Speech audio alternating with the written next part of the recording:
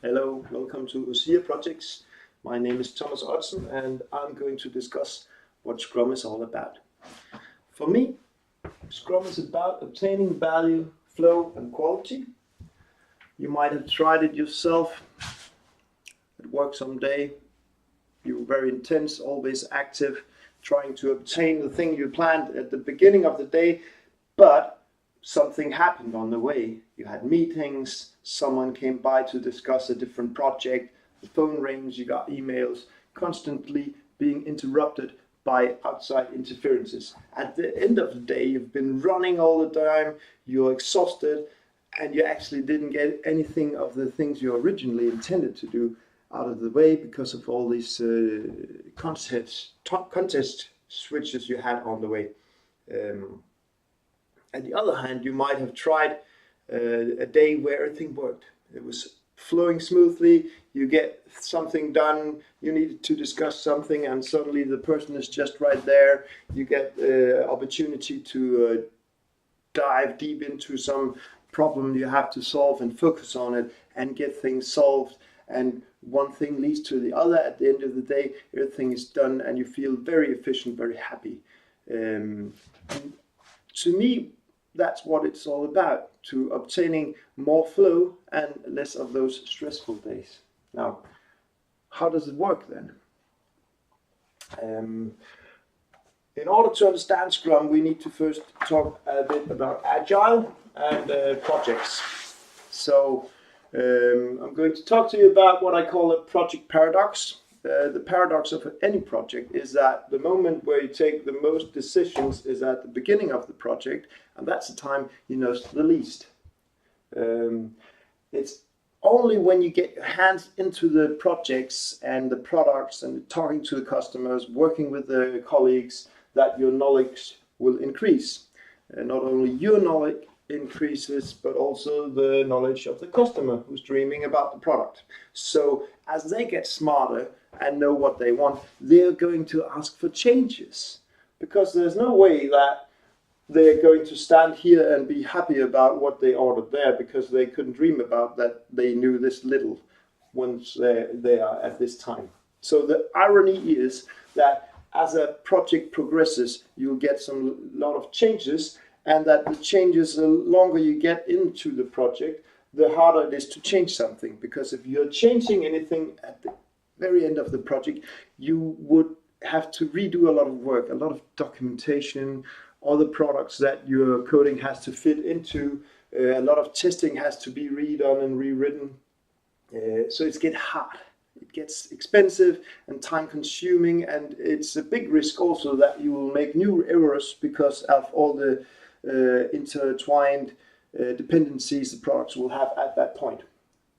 So we are trying to get closer to an ideal point where the knowledge will increase drastically at the start, and we maintain as much adaptability as we can throughout the project, and that the decisions we have to make are being made in a smooth flow, constant, so we are not standing in a paradox in the middle where we have to make a lot of drastic decisions because we are getting smarter, but we are locked in the way we are working.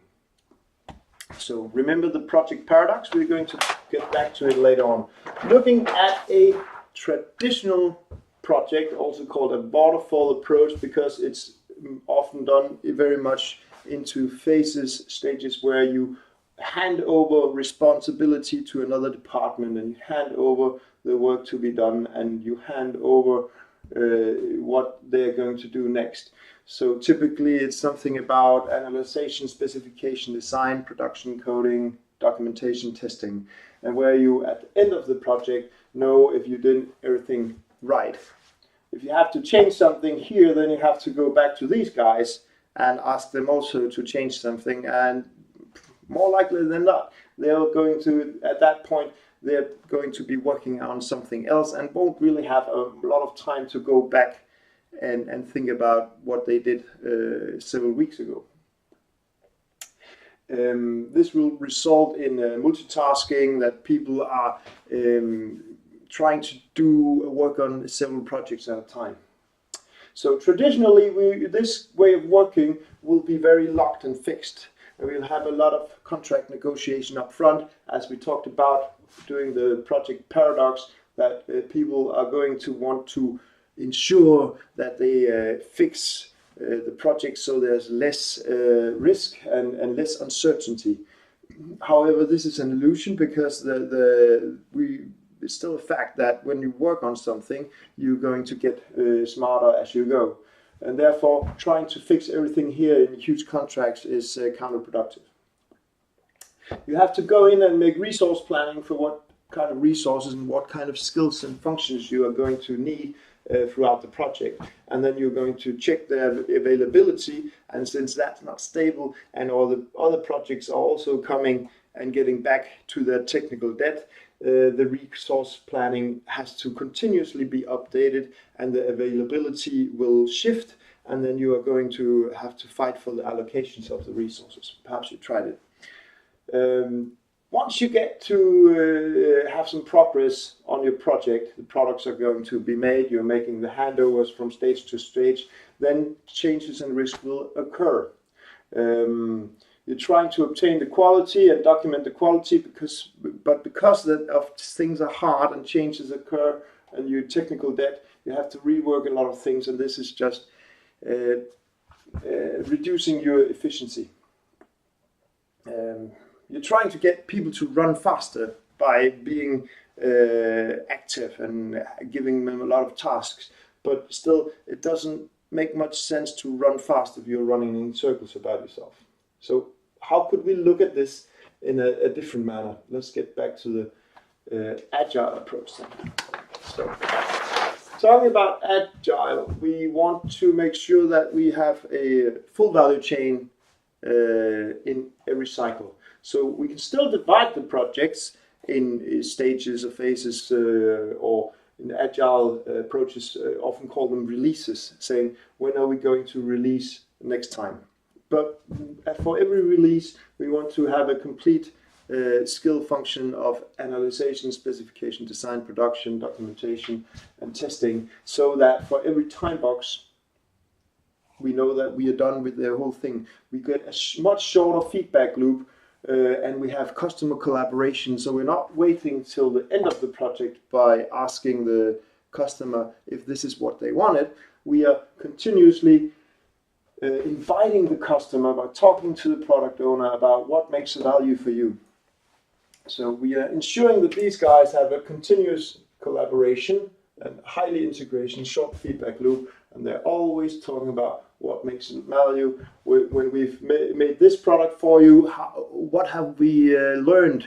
What do we know that we didn't know before? And how do we want to use that knowledge to adapt the future steps that we're going to take? We don't have a lot of handovers here because we're working with stable teams. Ideally, the same persons in the team are allocated 100% throughout the projects, or even better through several projects, so they get better and better at working together and understand each other. We have self-organizing teams. We have made them self-organizing in such a way that we have empowered them to make their own decisions. We do not have a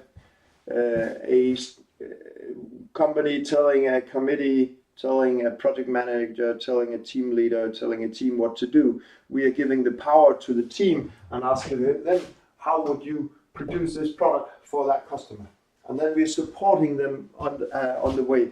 So we are supporting their approach to produce products for the customer and to obtain the quality as agreed upon. So that's the focus for the team. We want to talk about quality, acceptance criteria, and we are trying to deliver the product in small bits and pieces, because we know it's very hard to deliver everything up front. So in order not to deliver everything at once in one big bang, we are trying to minimize work in progress. So we want to actually instead deliver incrementally in small batches, small iterative developments. So here,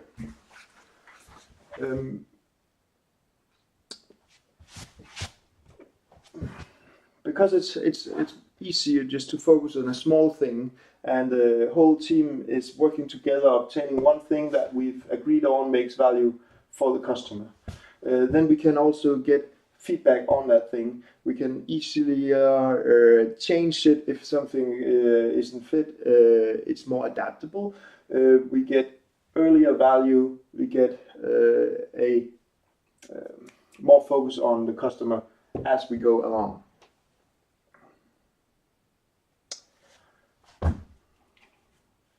So this was time-box iterative development.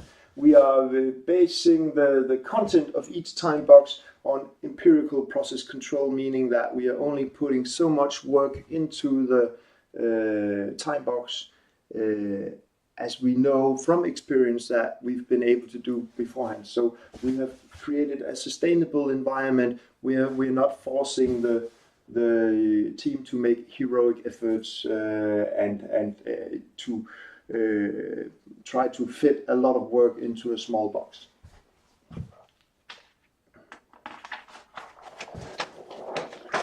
In this way we ensure that the team is very effectful instead of just being efficient.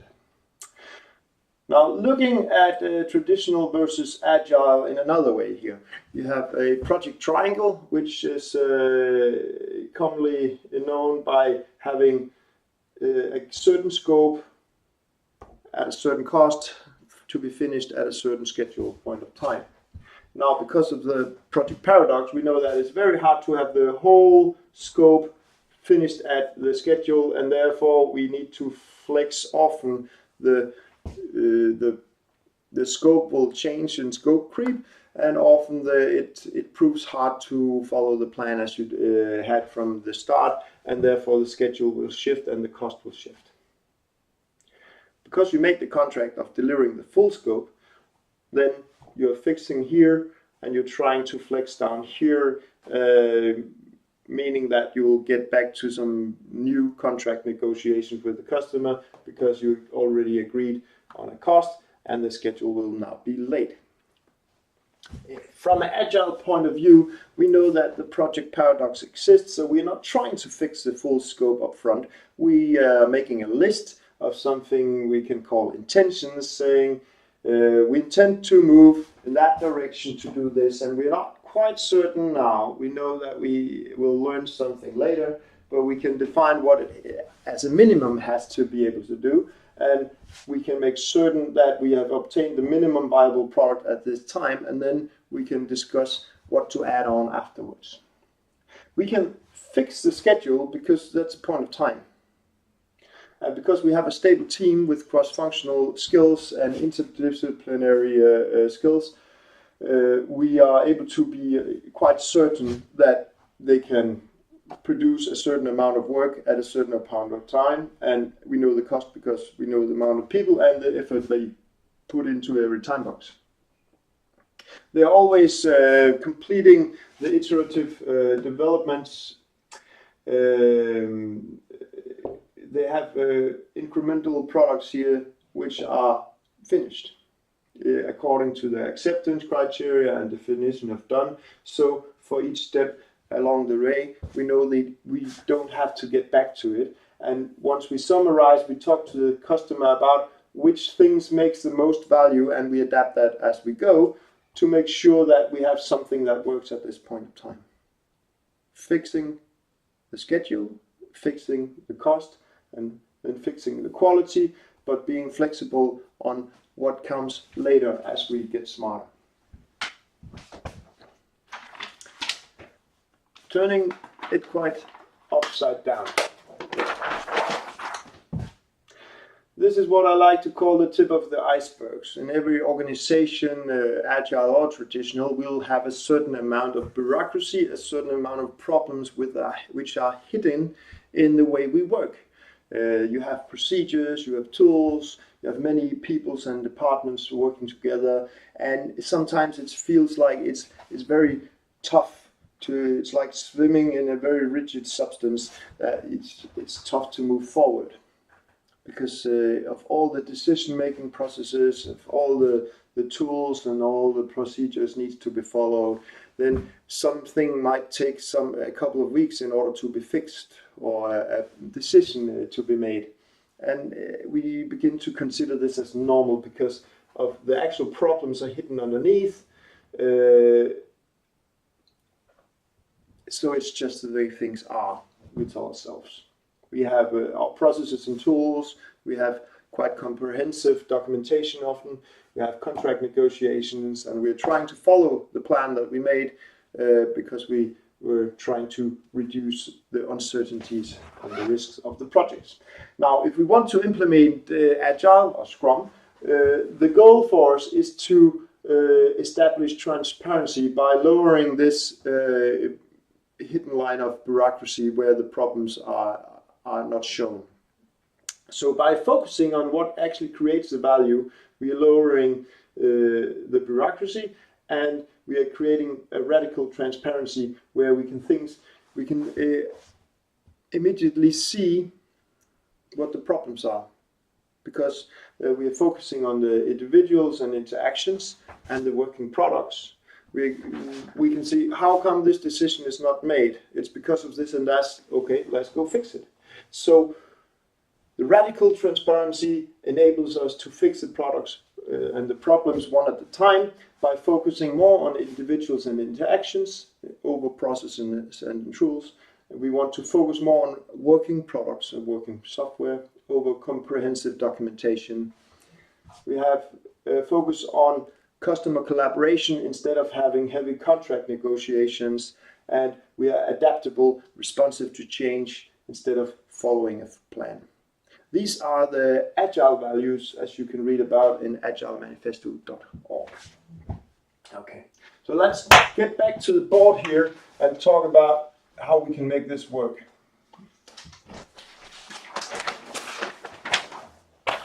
Okay, so up here we have the team. We've made the team self-organizing. That's a Scrum principle, meaning that they are empowered to make their own decisions. There's no other rule here telling them what to do. There's no hierarchical difference leveling between the product owner, the Scrum Master, and the Scrum team. They just have different focus. The product owner will focus on the value, coordinating with the customer, trying to become the voice of the customer, representing to the team what the customer wants. Voice of customer. The product owner is focusing on building the right thing. What creates value? The team is focusing on building the thing right. What is the quality? What is a good method? What is the definition of done? The team are self-organized.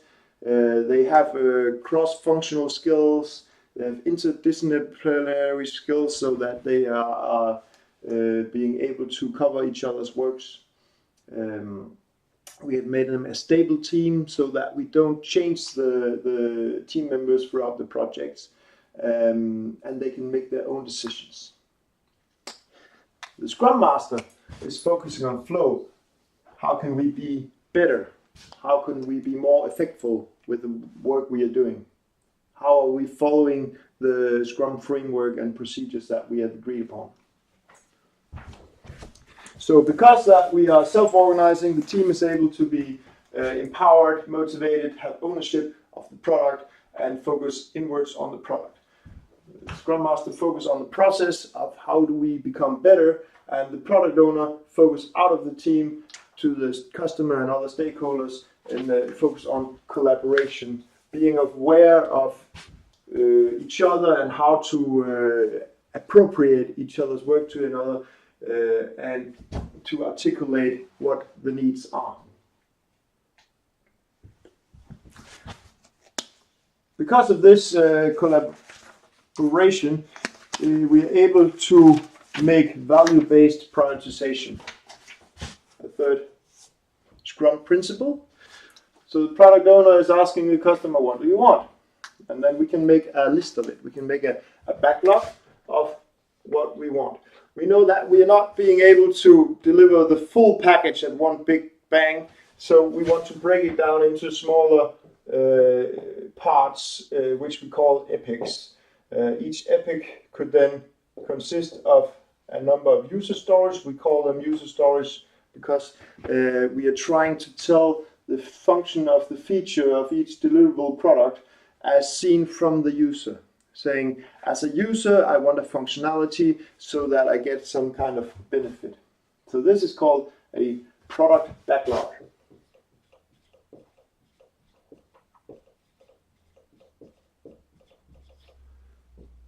And the product owner is discussing the product backlog and updating it together with the customer to make sure that it's prioritized according to having the most value adding epics and user stories at the top.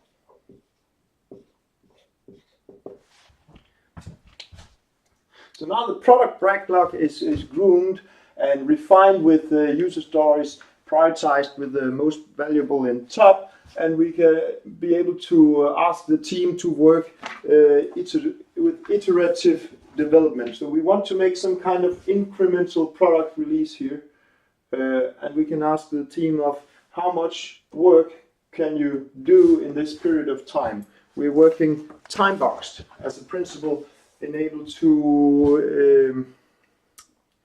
enables us to focus a certain amount of energy into the team, making the team more efficient in a period of time here. So let's say we have a time box here. The time box of a sprint is often a couple of weeks. The rule of thumb is 1 to 6 weeks, preferably shorter. So we are asking the team how much work can you have in the next sprint, and then we can make a list here of user stories and tasks taking from the top priority of the product backlog, but it is the self-organizing team that choosing the user stories and tasks for themselves. So here we make a sprint backlog.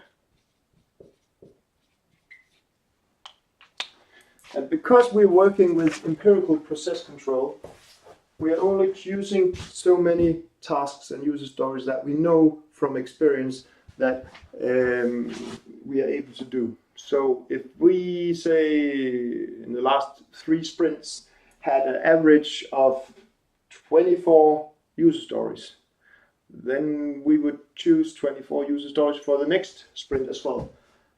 Because it would be ridiculous to choose 35 if we know that we are able to do 24. This way we ensure that we are working at a sustainable pace, that we make the team able to work at a constant pace indefinitely by following this simple rule. So we are creating a high level of transparency.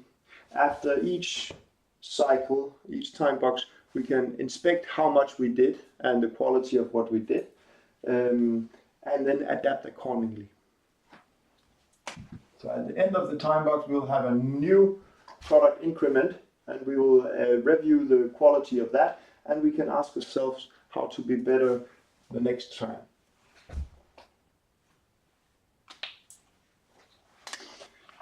This makes a kind of iterative approach towards a product where we have a lot of cycles called sprints in Scrum.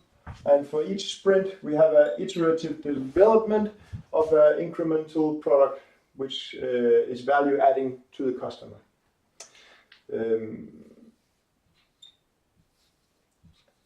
And at some point, we'll have the full product or as much product as could be made at the time agreed upon.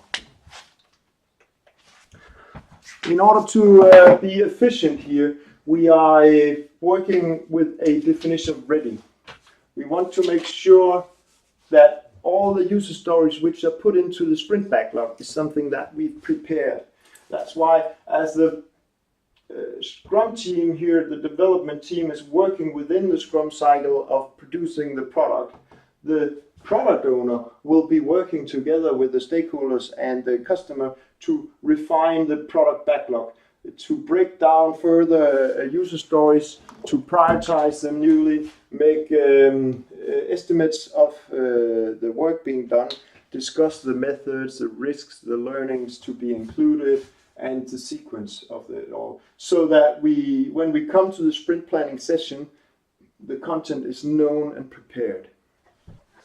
It's then the goal for the product owner and the Scrum team to be involved throughout the grooming of the backlog, so that when we come to the sprint planning session, the team knows the next coming sprints, what work could be done, and they choose from the product backlog which they have been involved in establishing. And they only choose as many tasks that they know that they are ready to do.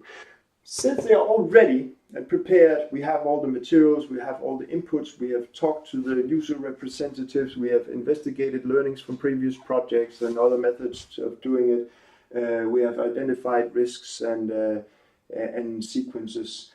So this means that the team is able to be very to get a very good start. They're shooting off out of a rocket when they are initiating the sprint, because everything is just made ready for them. Highly efficient and effectful sprint. Because the team is making everything ready and they are working on the product, they can do the work and make everything complete to the definition of done.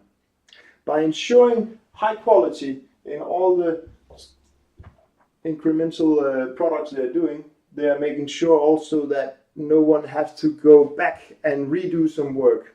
We're making sure that when we are finished with the sprint cycle, that there are no changes known, there's no known problems, there's no known documentation which needs to be updated.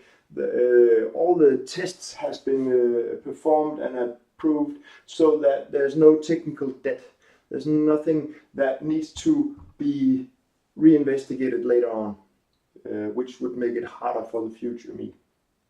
So by ensuring everything is done according to a definition of done, which is ever increased as the team get better, this would also improve the effectiveness of the team.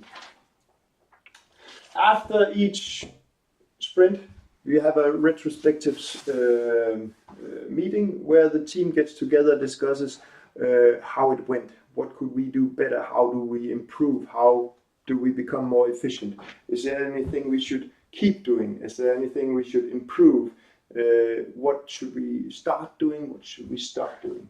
This would result in having a continuous improvement for the team, because for every retrospective meeting they're choosing at least one improvement action, which is then put back into the sprint backlog of the next sprint. So we have a kind of a retrospective cycle for the sprint going on.